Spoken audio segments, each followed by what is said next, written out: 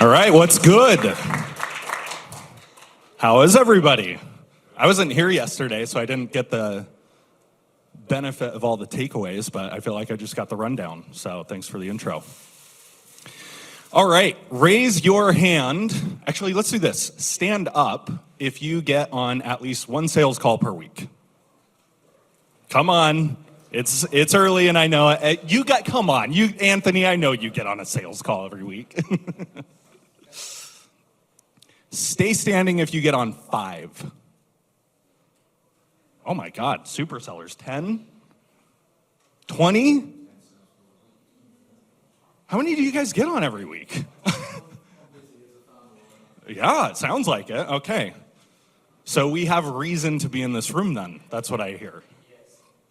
Okay, none of this is news, but we have transitioned from an era that has gone from growth at all costs, where we're hyper-focused on growing the top line no matter how much it costs, to an era where we are hyper-focused on efficient growth. We still want to grow our businesses, but the unit economics need to make sense. Right? We need to do so efficiently. But we're struggling to. Who knows what this number represents? Any wild guesses? Oh my God, this is a really good room. This is the number of B2B tech salespeople who hit their number last year. That actually seems high to me. Does it seem high to you guys? Seems high to me. Every time I talk to somebody, it seems like it's more than... We must be counting Salesforce.com here. That's the only explanation, is like some of these big companies were counted. Because every time I talk to somebody, it feels like it's more like 25, 30, maybe 35%. But the short version is, even though we're all trying to grow our businesses more efficiently, by the way, I hope you guys are okay with me like awkwardly pacing. I'm gonna do that this entire time. We're struggling to grow our businesses more efficiently. This is one indicator, not the only, of inefficiency in growing SaaS businesses. So the question is, where did you end up last year? There's nothing right here, so I have to keep looking back at this. Welcome to the most awkward presenter of SaaS Open. And where will you end up this year? And what's the delta between those two? And what actions are you going to take to make your new trajectory? Right? What's that Einstein quote? I'm about to butcher it, but if you did the same thing last year, I'm sure he was referring to sales. That's the definition of insanity if you're expecting new results, something like that.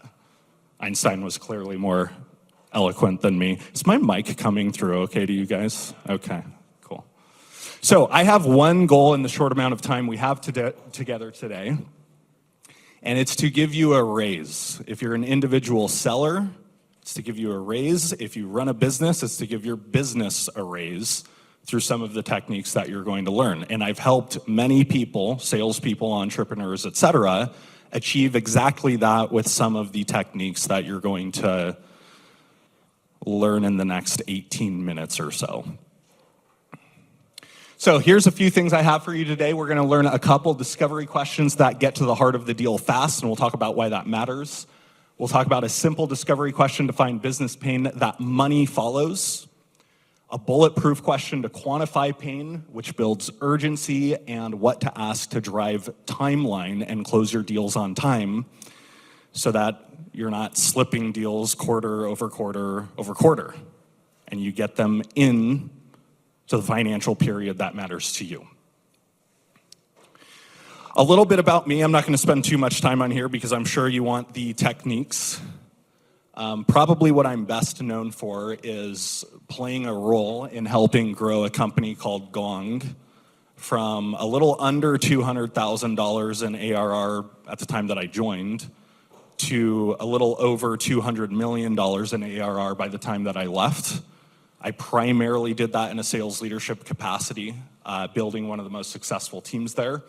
And there was a time during my tenure where I worked closely with our data science team to analyze several million discovery calls to figure out what works and what doesn't work.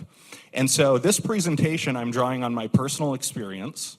I'm drawing on the fact that I've reviewed about 2,500 discovery calls manually, and I'm going to be drawing on my experience working with our data science team, my previous data science team, analyzing millions more with some of their techniques.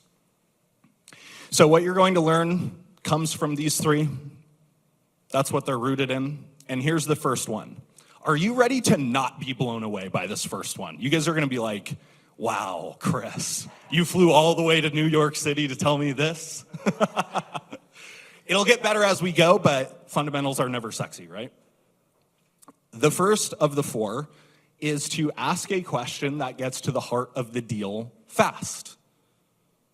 Ask a question that gets to the heart of the deal fast, and here's why. Money follows pain. It's probably worth writing down and reflecting on every quarter or so, as long as you find yourself selling stuff to other people. Money follows pain. Follows other things too. Follows benefits. Sometimes people buy for strange reasons, but the dominant reason people buy things is to alleviate pain. And so particularly in this economy, you have got to anchor your deals to business pain that money follows. Business pain that senior executives, especially the CFO these days, will fund and spend money on.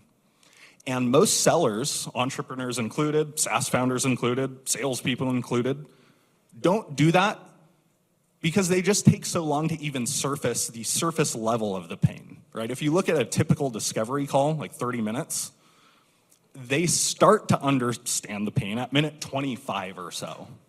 Right? This is an observation of mine. This isn't like according to data or anything like that. But they get to the surface level, and then it's time to talk about next steps. And you have no urgency, no pain, no leverage. Okay, so here are a couple questions that get you there faster. Now, I'm not going to teach you how to set up a discovery call or set an agenda or anything like that, but once you've done those things, recognize where your deal is coming from. Is this an outbound deal where you have to create demand, or is it an inbound deal where you are fulfilling demand? If it's an outbound deal, as one of your kickstart questions to get to the heart of the deal fast, ask this: can you help me understand the biggest challenges you're experiencing in X area that would derail you if you didn't solve them? Right? That language matters because you're getting them to talk about things that are going to be urgent. What would derail you? And now if they came to you, which some of you apparently have very well-refined inbound marketing engines, especially if you're a customer of Audience Plus, Anthony, can you help me understand what motivated you to talk to us today? All right, what are the drivers? Like I said, I didn't fly all the way to New York City to just teach these. Many of you might be doing this.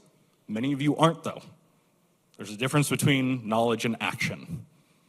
And so your call to action is to start asking these questions, or one that feels very much like it, earlier in your sales call, so that you have the rest of the sales call to develop that pain with the following three questions that I'm going to teach you.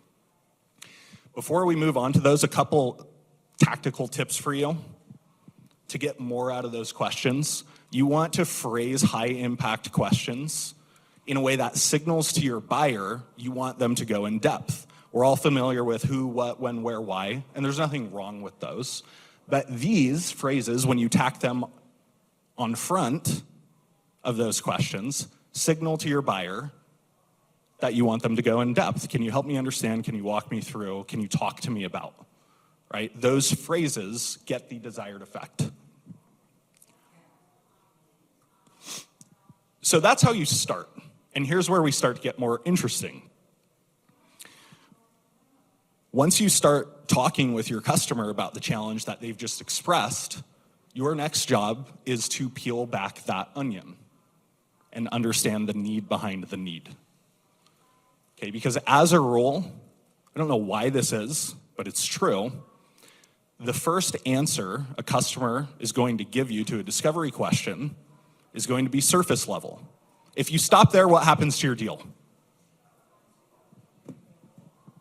They go dark on you. Apparently, they ghost you. That's like the millennial thing to say. I don't spend much time on TikTok, but I'm told that's the language. You can tell this entire presentation deck was designed by a professional except for this slide. This is Chris Orlob Design Studios Incorporated. We're going out of business fast, if you can't tell. But I'm going to walk you through a story. This is a discovery call I had with one of my reps at Gong a few years ago. And we started the discovery call with the enablement manager taking the lead. He said, we need better visibility into our sales calls. Pretty surface level, right? Is that pain? No, of course not. And so we peeled back the onion a little bit and we said, what's driving you to crave that visibility? And he said, we need to coach our reps on selling to power. Now, here's a question for the group. We need to coach our reps on selling to power. Is that a problem or is that a solution? It's a solution. One of the best things you can do as somebody who sells software is understanding, is your customer using solution language when you ask about challenges, or are they using problem language? Many times they're going to be using solution language and you're going to have to peel back the onion. So we did that here. And we said basically the same question he answered with, selling too low has led to 9-month sales cycles. Is that a problem? Yeah, we're starting to get somewhere. Now, at the risk of sounding interrogative and almost redundant, we said, bear with us. We get why you would want to reduce your sales cycle, but there's probably a lot going on in your business, and you could be prioritizing a lot of different things. So what's driving the focus there? And now notice power took over the conversation. She chimed in. She said 9-month sales cycles are creating a cash flow issue with the company. We have a typical net 60 after this 9 months. It takes us 11 months to collect cash from the start of a deal. Ooh, now we're getting somewhere.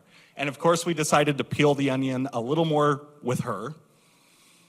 And she said, if we don't solve this cash flow issue, we're essentially going to have to sell some of our company in the form of raising another round.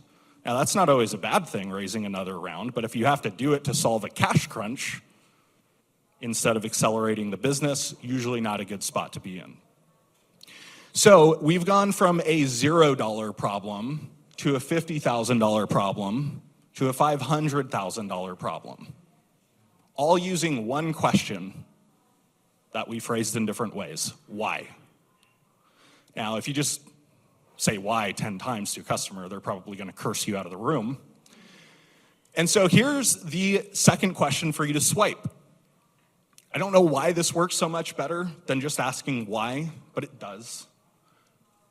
When your customer starts talking about a surface level challenge, try asking them what challenge is going on in your business that's driving that to be a priority.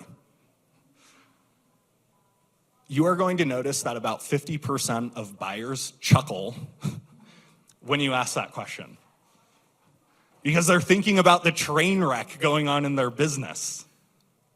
Train wrecks are usually things you can solve if it's the right train wreck. Okay. We've gotten the surface level. We've started to develop that and mold that and understand the need behind the need. Your next job is to start to quantify it. What do you think that is? Any professional salespeople in the room who have a crisp answer to this one? ROI. ROI? Outcomes. All true. I'll give you my answer in a second, but once you have pain, you need a metric associated with that pain. Okay, I'm going to tell you a quick story as an example. Then I'll give you the lesson, then I'll give you the question that you can start using. And don't get me wrong, you're gonna have to tweak some of these questions to form fit your business. But it's not very hard. These are fundamental and they work in most cases. So at pclub.io, we recently closed a deal with a customer whose first articulation of the business problem was, my reps sound like donkeys during their demos. His words, not mine. I'm just here to solve that. Now, we ended up quantifying that, and it showed up as close rates. Their close rates were suffering. They had an annual model that they had built that relied on their close rates being 33%, right? We're all familiar with annual models here, or at least a lot of them are. We've got all these inputs, close rates, sales cycle length, reps to be hired, ramp times, all that stuff. And if you screw up one of those too much, you're gonna miss your annual number. This was one of them that was being screwed up as a result of apparently reps sounding like donkeys during their sales demos. So we quantified that with him, and they were like seed round startup, so this amount of money was significant for them. If they could move the needle by 300 basis points on their close rates, it amounted to 280,000 pounds. I don't know what that is in dollars. But it's not a bad chunk of change to start with. So quantifying the problem, now here's my answer. ROI, outcomes, all those things that you guys mentioned, true. When you quantify a problem, it helps your customer appreciate the magnitude of that problem. Who are you serving most by asking that kind of question? You or the buyer? The buyer. You're serving you too, there's nothing wrong with that, but you're actually providing a service to your buyer by helping them understand the scope of the problem. And so this is the question you can swipe. I can't tell you how to quantify your business or your customer's business. Every person in here is gonna have a unique ROI model, quantification model. But this will kickstart it in pretty much every case because almost every metric has a financial value associated with it.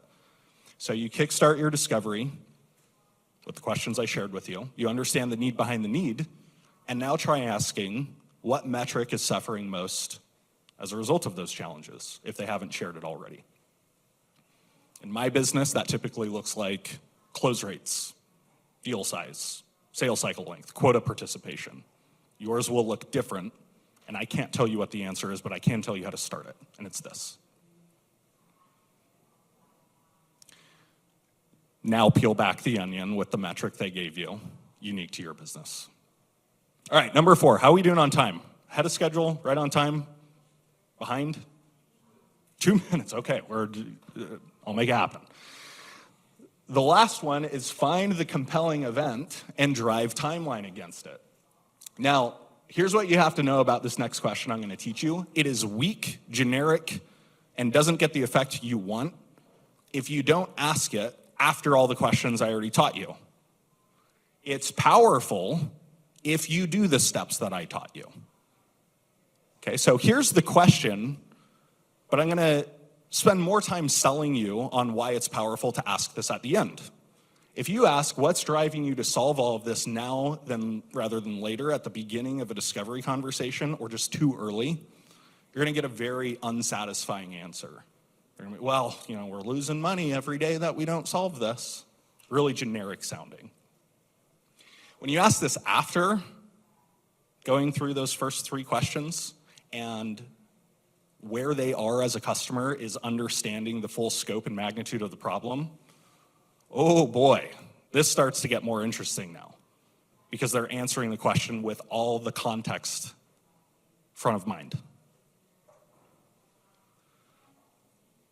So the order of these questions matter. You start by kicking off with a question that gets you to the heart of the deal fast. You peel the onion back by asking what's going on in your business that's driving this to be a priority, followed by a hearty chuckle from the customer, typically.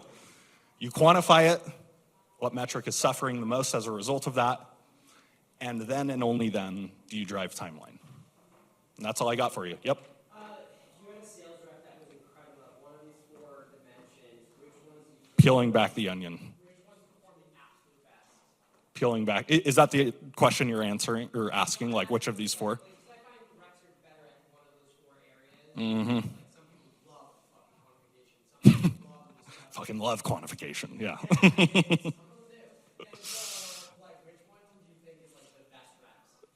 Peeling back the onion, yeah. The best salespeople are insanely curious. Yeah. If you got nothing else right from these 4, and don't do that, get all 4 right. There's no reason you can't get all 4 of these right. Peeling back the onion is by far the most important, getting to the center of the onion, the need behind the need, because what people voice is the surface level need. You need to get to the center. Time. All right, thank you.